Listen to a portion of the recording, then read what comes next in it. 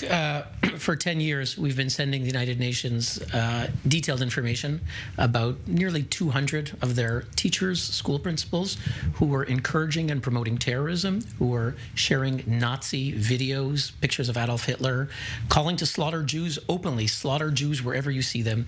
And the attitude for 10 years was to either ignore us, to downplay it, and often to disparage and attack us. The latest revelations by the Israeli government of the identities that we're seeing on the screen now of an UNRWA teacher, UNRWA social workers who were taking part in pulling away bodies. A school teacher, somebody who was teaching children. Supposedly an aid worker, a school teacher, teaching children, and they participated in the attacks of October 7th. So Israel this past weekend revealed the identities of a number of them. It was 12 a couple of weeks ago, 30 more, so now talking about 42. But an estimated 1,200 in Gaza literally belong to Hamas and Islamic Jihad. So the notion that these are a few bad apples is a complete lie.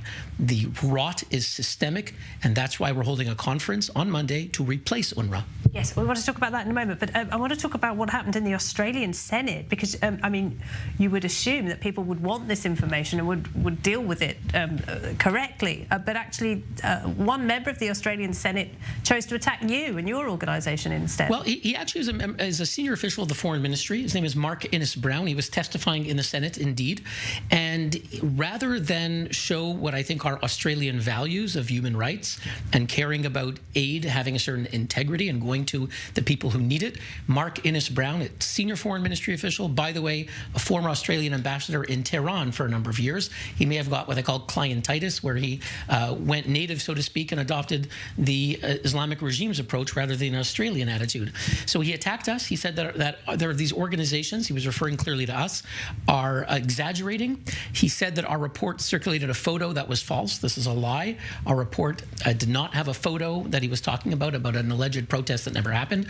So he was looking to cherry pick a handful of things, anything to just throw mud at us. Our report about this Telegram channel of 3,000 UNRWA teachers has names of the teachers, their contract numbers, the celebration of the October 7th attacks, screenshots of it. The evidence is there. He couldn't refute a single thing. We're writing to the Australian Senate. I'm in touch with the senators. I'm willing to appear. I've appeared before them in the past. We're going to confront Mark Innes-Brown and any other foreign ministry around the world who continue to serve as apologists for UNRWA. It's our tax money, and our foreign ministry officials in Canada, in Australia, are being apologists for this front group, really a front group for Hamas, I'm sad to say. Well, these revelations have had some impact, haven't they? Because we have seen more than a dozen countries cut their funding outright to UNRWA.